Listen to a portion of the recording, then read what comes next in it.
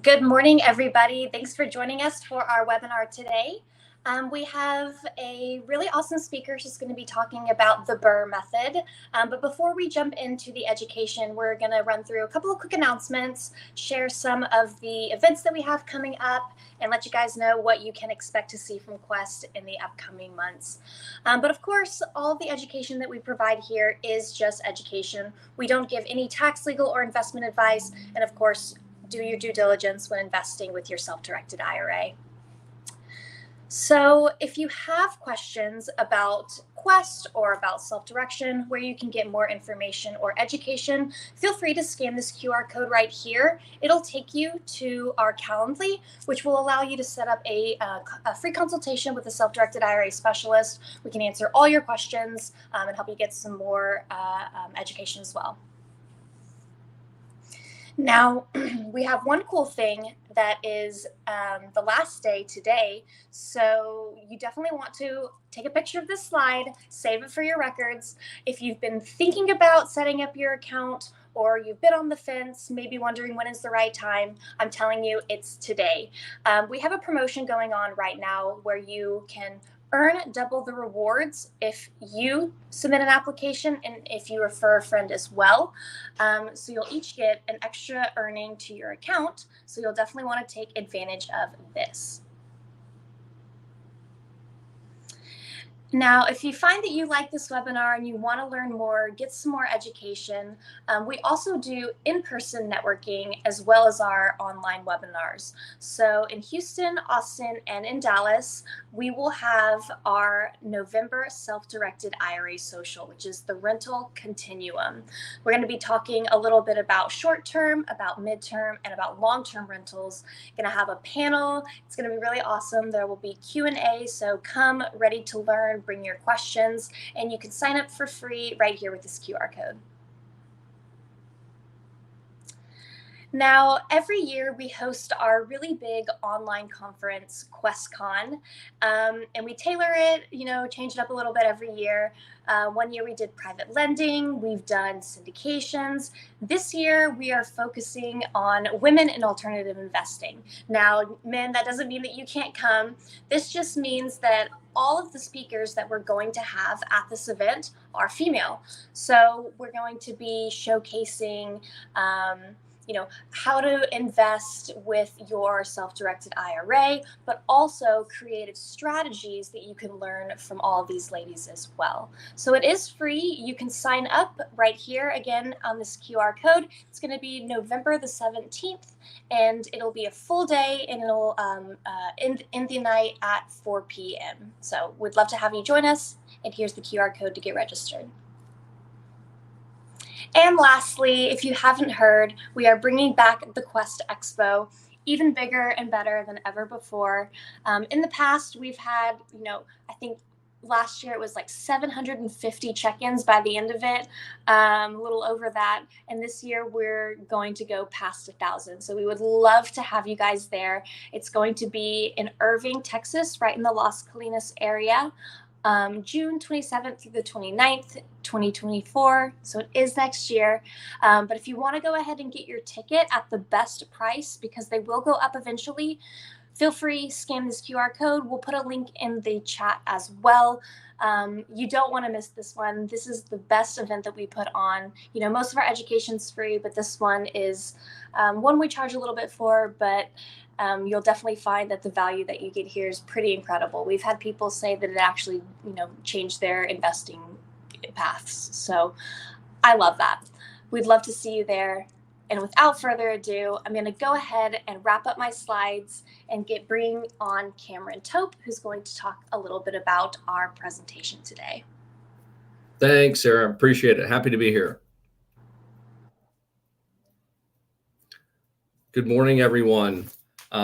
Victor, are we going to switch over to the slides, or is there the screen share? Did that work? Oh, yeah, there we go.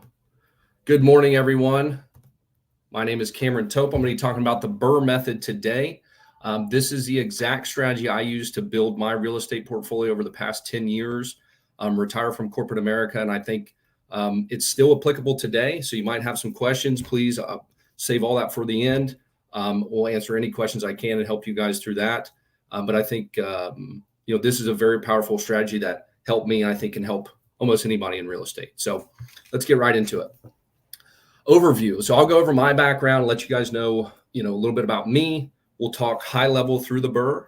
We'll dive into 2 specific case studies that I've done personally, and then hit some highlights on what I think you need to know or what has helped me and what I bumped my head on that I would advise you not to do.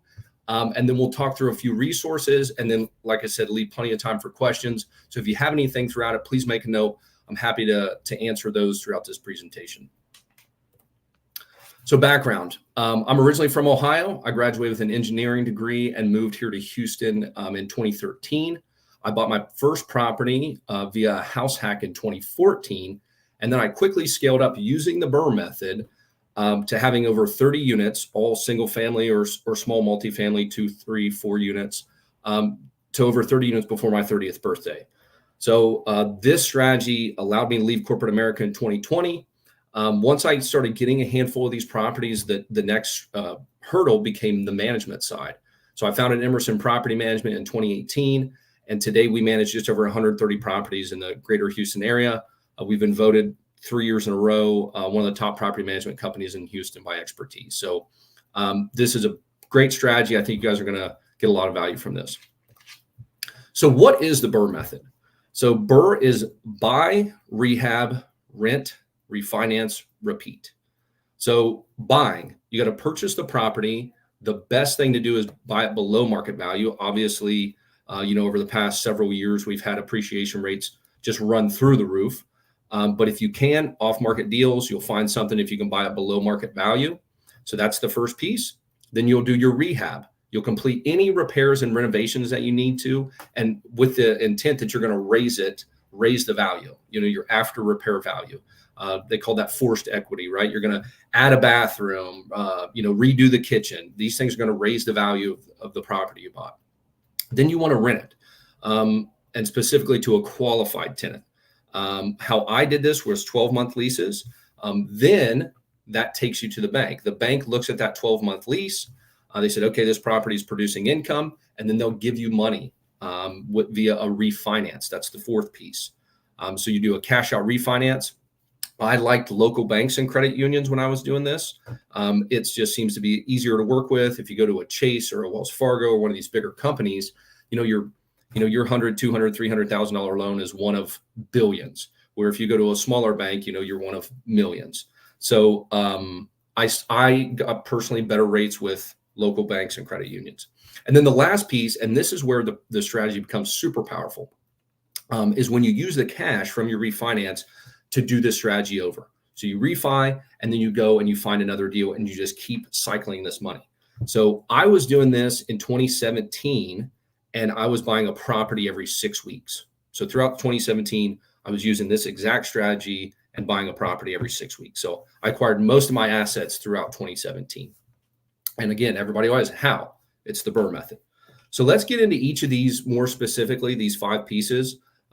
Buy. You guys have to make sure, anybody who's going to be using the BRRRR method has to make sure that this is going to fit your long-term goals. So are you looking at cash flow? Are you looking at appreciation? Do you want to flip to generate more income? This is probably not the strategy for you. Or are you looking at short-term rentals? There's different financing for short-term rentals than long-term rentals. The banks that I was using, they made you have a 12-month lease in place to be able to use that income against your debt to income. So when you're buying this, make sure the property fits your goals. And understand that before you go into it. Don't try to just say, I'll do whatever deal comes across my plate, I'll take it. You want to make sure that you're, marching towards your final goal, whatever that is, whatever you want real estate to do.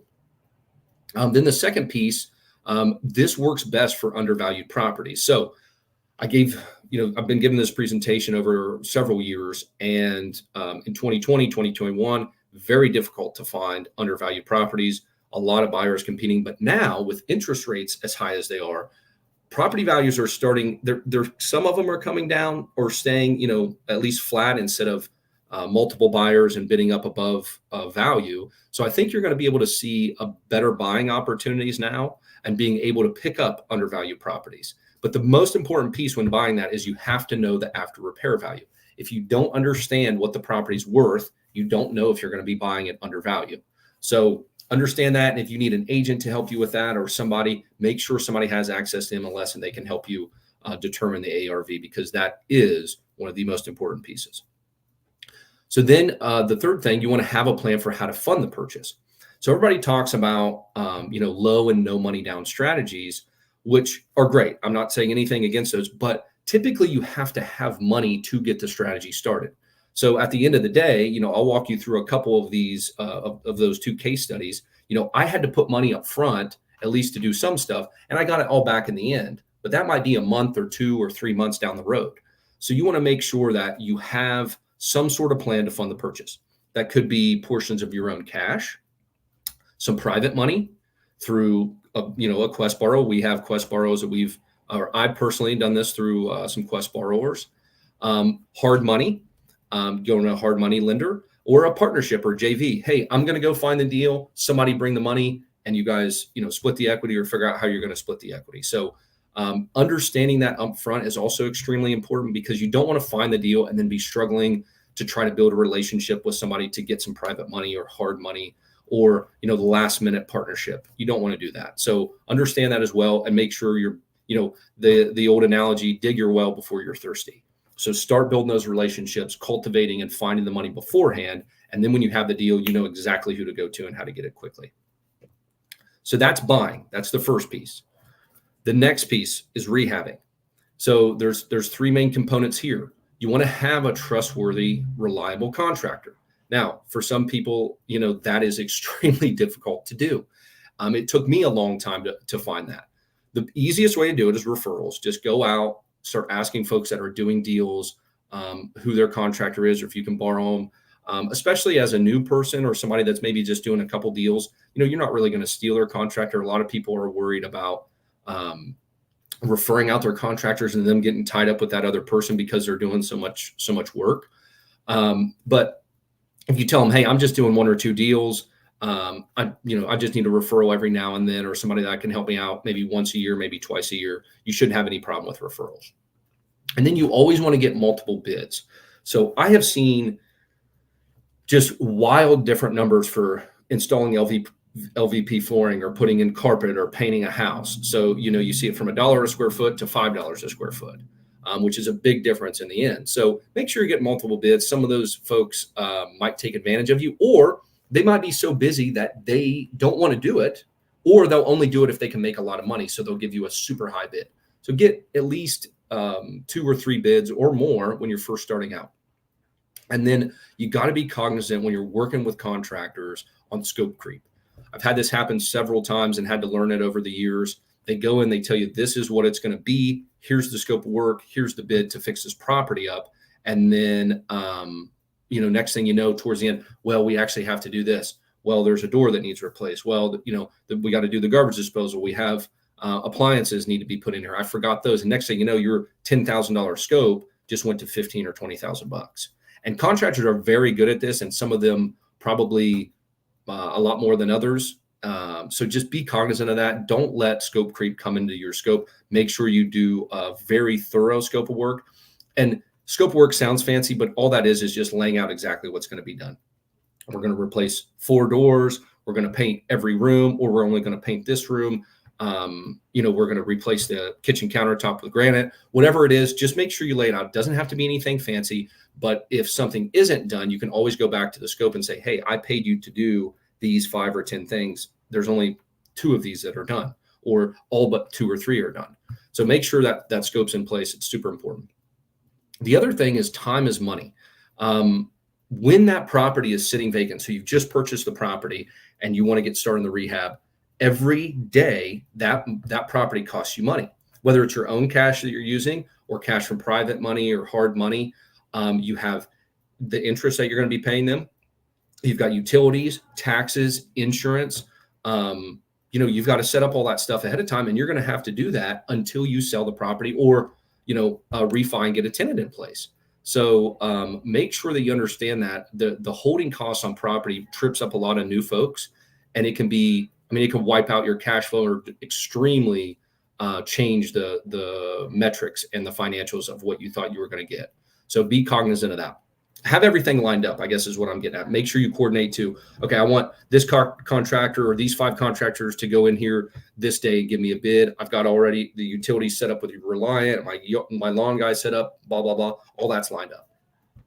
And then something else I see happen quite a few times is over improving. So folks go in and they say, you know, I like this color and I don't like that color. I like this kind of style of kitchen. I don't like the cheaper style. But you have to understand, you can't create and do finishes of a $300,000 or $400,000 house in a $200,000 neighborhood. You will never get the value out of it. So make sure you do a CMA, comparative market analysis, understand what the properties in the area are renting and selling for, and make sure that you don't over improve. That extra $5,000 might not get you anything. It might just be wasted money, even though you might not like it. It might, you know, oh, my taste is a little differently, or I want to go with quartz. If the neighborhood doesn't go with quartz, don't go with quartz. So that's something I see trip up a lot of folks. Okay, that handles the rehab. The next thing is renting. So just like I was mentioning, you want to do a CMA for the value. You want to do a CMA for rents. And again, after repair value rent. So if you go in and you tear out all the carpet, you do a new kitchen, you're hopefully going to have a higher rent than if the property was just carpet and not freshly painted. And then don't overinflate your rents. You want to make sure that you're being conservative, especially in today's market. You don't want, you know, the market's changing so quickly, right? We had interest rates that have gone up so fast, some of the fastest in history, rate increases. So you don't want to get yourself where you're planning for $2,000 and you get 1,900, and 1,900 is going to hurt you. You know, run your numbers at 1,900, and if the deal doesn't work, you know, then don't do it. But if you get 2,000, then you're tickled to death and happy. So make sure you're, you know, being a little more conservative on your rents. Same thing with the value. Just be a little bit more conservative until you get the experience up. Then you can, you know, start getting a little more confident, a little less margin of error. You want to conduct a solid cash flow analysis. So when you're using this BRRRR method to refinance, you have to have cash flow. If you don't, you're going to have to pay this out of your pocket, or a bank is not going to lend on it. So when you go to try to do your refi, the bank's going to say, I can't loan on this. You guys, your debt to income is out of whack. So you got to make sure you understand what CapEx is, your leasing costs, and if you're going to have property management, what that is. Understand all those other costs that it's not just what the rent is and what your mortgage payment is, and that's the money you're making. That is not how it works. You have other costs in there that eat that up. Turnover costs, again, CapEx, management. So understand that. And then I don't know if we'll send this out, but I've got my personal rental property calculator. I give that away for free. If you guys want to analyze any properties through that, you can.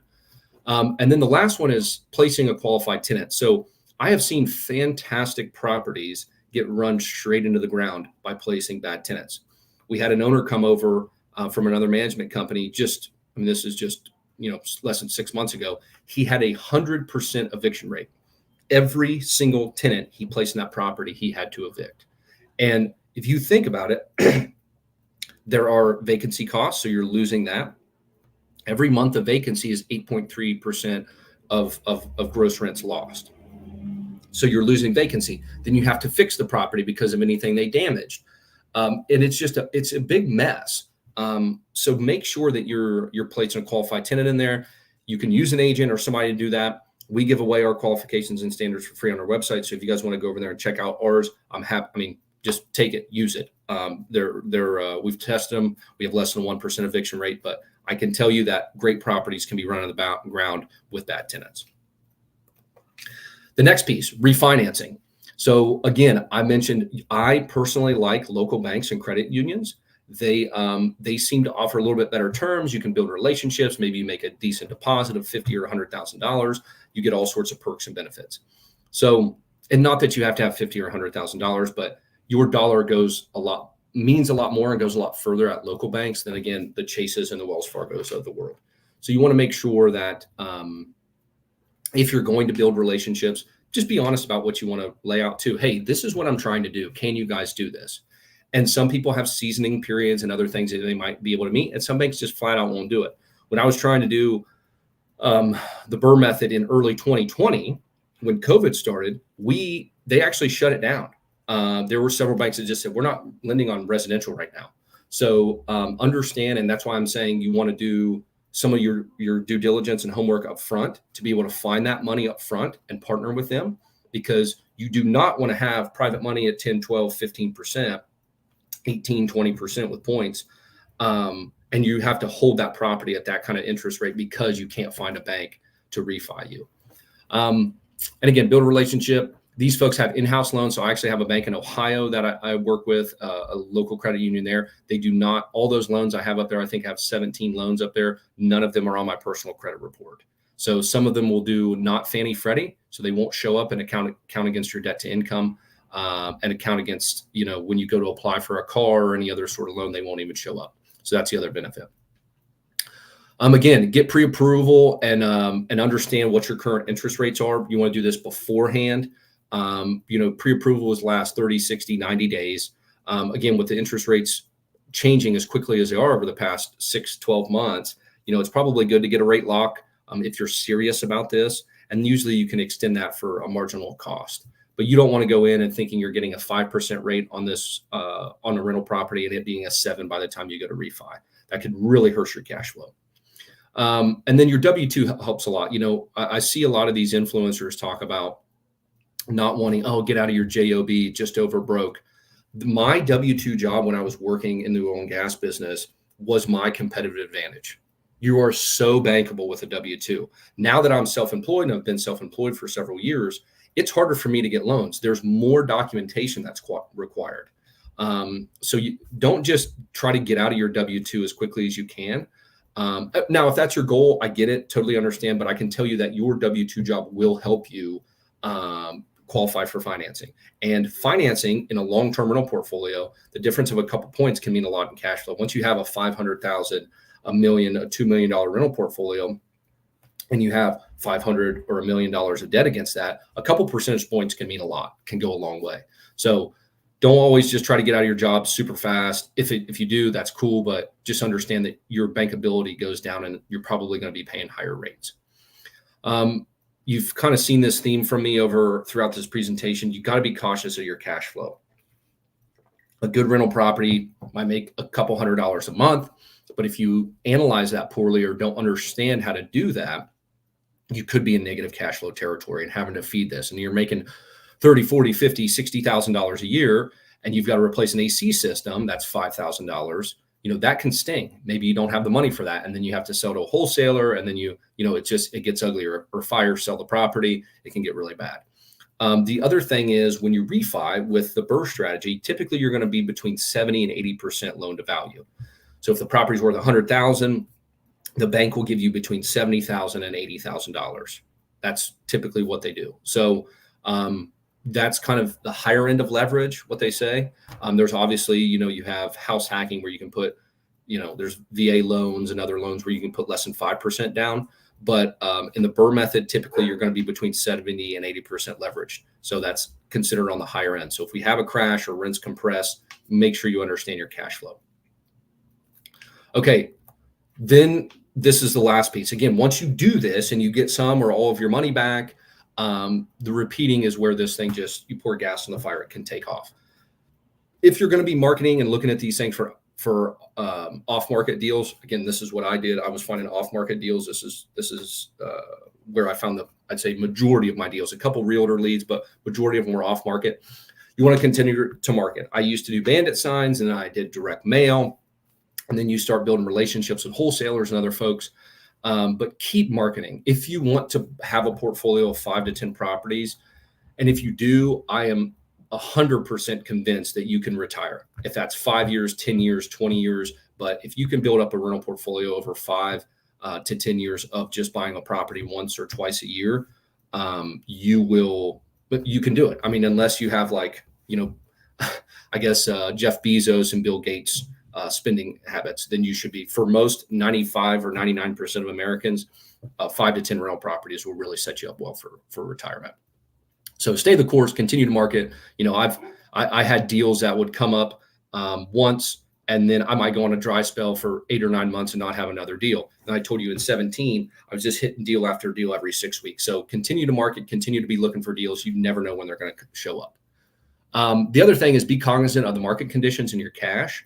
So obviously I've been investing for almost a decade, and it's been a lot different environment from now to when I started. Super ultra low interest rates. 10 years ago, 2, 3, 4% money. I have several loans at 3%, 3.25% on the same property. Today, you're probably looking at 7 to 8%. So understand that the market conditions are going to change, and you're going to have to be flexible and adapt. As long as you know your guiding light and what your goal is, you should be able to bob and weave and understand that, hey, okay, I'm going to play this one for appreciation. I'm not going to get as much cash flow, but over 5 or 10 years, cash flow is going to increase. And then again, watch your cash reserves. There might be some time where it's like, okay, I'm gonna have to come out a little bit more money out of pocket here. I'm not going to make as much because my interest rates are high. So just understand that and think through that a little bit. And on that kind of side, you want to be selective for the BRRRR property or BRRRR strategy on what properties you use, because it's not going to work for everyone. I would love it if it would, but it's just not going to work for everyone. Sometime you might just want to put 20% down. And I know that seems like a lot for folks. You might just want a house hack. You might want to use your VA loan. You might want to partner with somebody and have them split the deal. But sometimes BRRRR doesn't work, and just be aware of that. Run your numbers, do the analysis, and see. Don't try to pound a square block into a round hole, as they say. This happened to me. Don't think you're the smartest guy in the room. I did a couple of these. I told you I was doing one every 6 weeks in 17. I'm going to show you in the case study. There was a property I did that, I thought, oh, I know the deal. I've done a handful of these, and thankfully, I'll show you how it all worked out, but I could have gotten really burned on the deal. So it worked out in the end, but I think my hubris, thinking I knew what I was doing, could have really hurt me. So make sure once you do these, look at each deal as diligently as the last. If you do a couple good deals, it doesn't mean you're going to do great on the next deal. And then this is something I see a lot of folks do, is jumping right into multifamily. There's a lot of folks who are telling you, go bigger, go bigger, go bigger. Single family homes are so much more versatile. And in my personal opinion, I think they're better investments than multifamily. Now, there's probably several people who can tell me how much money they made in multifamily, and they're not shy to say that and say they own thousands of doors. But you have a lot more control in single family. For some people, that's good. For other people, that then go into multi. Multi is also valued differently. So, when interest rates come up and your net operating income is impacted, that's how multifamily is valued. Single family is valued by the comps in the area. So again, I can go on and talk about why single family is different than multifamily, but just be aware, if you're going to jump into bigger deals in multifamily, I'm talking 10, 20, 30, 40, 50, 500 units, just understand it's different. You're going to have to kind of learn a different skill set. So let's look at this first case study. So I bought this property in 2017 for $55,000. This is a property in Katy. It had about $9,000 in repairs.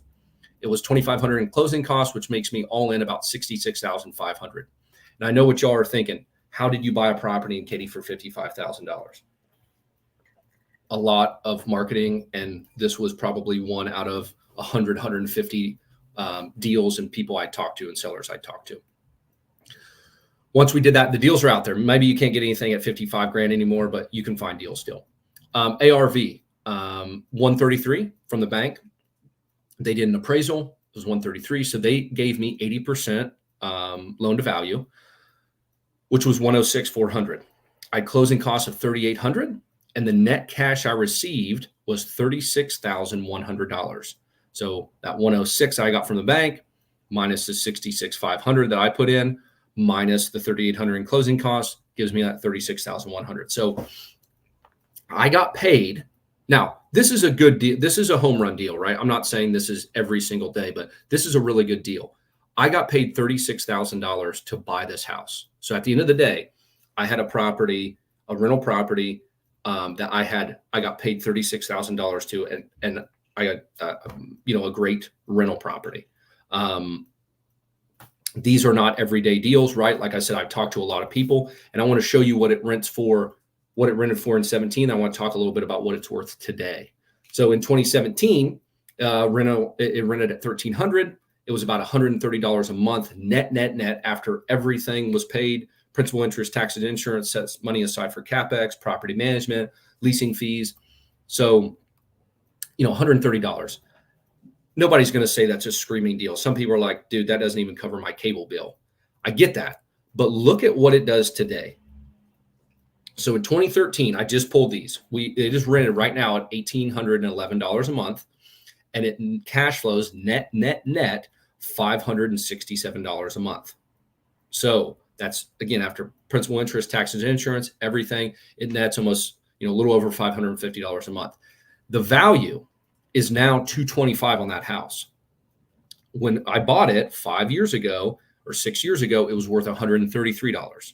So it's gone up just over $90,000. So again, this strategy, I got paid $36,000 after it was all said and done to buy the house. It was making me about $130 a month. And now I've had almost $100,000 gain in value. So if you do the math on that, the return on investment, it's infinity. Some people talk about the return is infinity, but literally I had no money in this deal. This deal is now producing me over $550 a month. And I've had almost $100,000 equity gain in it. So this is, again, a home run deal, a fantastic deal. Now I want to show you one that was not a fantastic deal. But again, keep in mind, I made $130 a month when I bought it, but now I make over $550. You'll see how time can help get you out of a bad BRRRR. So here's Palm Trail, another Katy property. And this is one where I thought I was smart. I bought the property for $176,000 in 17, did about $30,000 in repairs. The closing costs were just, right around $7,800. I was all in at $213,800. And the ARV from the bank was $235. Ouch. So I thought it was going to be closer to $300. I thought it was going to be between $275 and $300,000. It was not. It was $235. So the bank only gave me $188,000, and I had a $3,500 in closing costs after that. So my net cash out of pocket after everything was said and done was $29,300. They gave me $188, but I had $213,800 all in, and I had another $3,500 in closing costs. So I had just out. I thought I was going to be getting money back, but I ended up out of pocket over $29,000. Big difference. Again, if I didn't have some cash reserves and a plan for that, then I could have been in very bad shape. Now, in 2017, this property rented for $2,200. I was making about $150 a month. Again, that's at net after, setting aside money for CapEx, property management, my annual lease fee. And here is where the magic happens. 6 years later, that property, I've had the same tenant in there since then. The property is rented at $2,441. It cash flows just over or just under $300 a month at $275. But the property has gone up $155,000 in value. So it's now worth $390,000. So the return on my investment is almost 100%. So this is the thing. And I see this happen a lot with people on the BRRRR method. Well, I'm high loan to value. I'm not going to get all my money back. I didn't get all my money back in this deal. And how many of you would do this deal? I'd do it. And I'm going to show you why as well. So time, the big thing I want to point out is time helps you a lot. And people can say, well, we've had a huge run up in asset values over the past couple of years. I get that. But even then, if this property was only worth $350 or $325 or $300, I still have made money at the end of the day. The rents have still gone up substantially. And as I'm going to show you in this, I want to show you the difference between the BRRRR method and buying this property and a conventional. So for Palm Trail, the BRRRR method, I had to come out just over $29,000. In the conventional method, you have a down payment of typically 20%, sometimes 25%. If we use 20%, it would have been $35,200. The repairs of $30,000 and my closing costs of $7,800. All that would have been out of my pocket. So I would have been total out of pocket $73,000. I saved almost $45,000 $45,000 by doing the BRRRR method. So I saved almost $45,000 by doing the BRRRR method. I could have bought another deal, another property just like this with the savings. So this is the other power of the BRRRR method. I showed you one example where I got money back. Fantastic, great deal. But if you don't get all your money back, it's not the end of the world. If you come out of pocket less using the BRRRR method than you would if you had bought it conventionally, you're still coming out ahead. I saved, and I say saved, I just was able to keep 40 grand, over 40 grand of my own money to do another deal. So that's how I was buying a property every 6 weeks in 17. Instead of having to come out 73,000, I only had to come out 30. So I've got a handful of things here on what you need to know. Assure the BRRRR method aligns with your real estate goals. I've talked about that a few times. It doesn't work for flips. Short-term rentals are valued differently. The banks look at them differently, so you might refi. If that's a method you want to go, you might need to talk ahead of time to find out if the BRRRR method is going to work. Again, doesn't work for every purchase, like I mentioned. And this is what I was just saying. It's okay to not get money from your refi. It's okay, as long as you're saving, or it's less money than what you were going to do if you bought it conventionally. It's still a win. Now, again, as I mentioned before, you got to be careful of your cash flow. These are high loan to value with interest rates. Who knows where they're going to be? They've raised them. They talk about lowering the rates. Before it was pretty steady at 2, 3, 4, 5%. So understand and get those rate locks as much as you can so that you know what you're going to be paying at the end of the day. And that also has to do with getting your value right. And like I talked about, that goes into the next one. Find a local bank or credit union and private money. Quest has a lot of great folks. Before you find the deal, have all those relationships and all that figured out. Get your pre-approval, talk through all that stuff before you find the deal. Having a solid W-2 job is hugely beneficial. As I mentioned, the banks look at that W-2 job super favorably. If you are self-employed, you all know that it is much more difficult to get financing. I'm even having trouble, and I have a lot of experience. There's still stuff I'm learning every day. Don't let me fool you on that.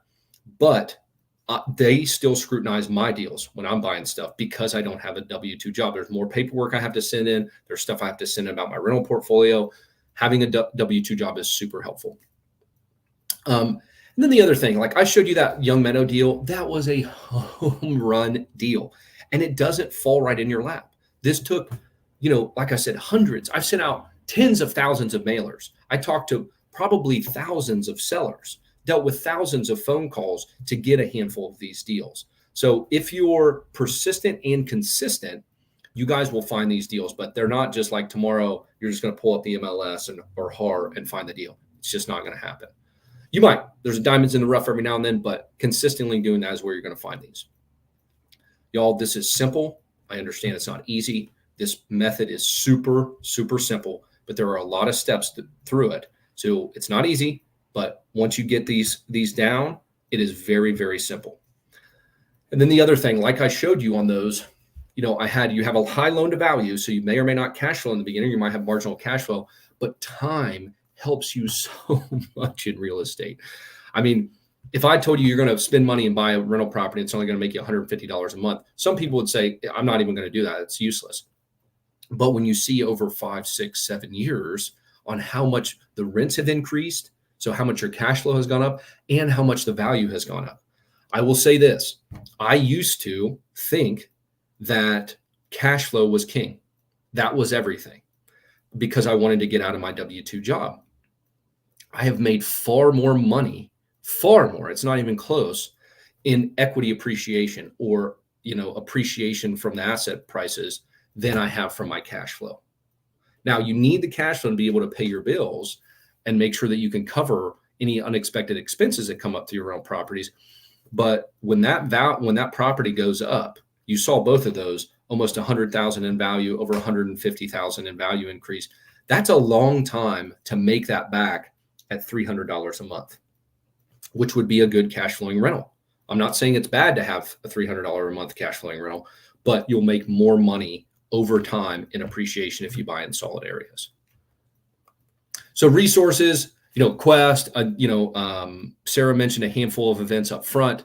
There are some fantastic events Quest hosts. I've spoken at several of these. They're a wealth of knowledge, great resources. I mentioned Bigger Pockets. It has exploded. There are millions of investors on their forums, all sorts of questions you can ask.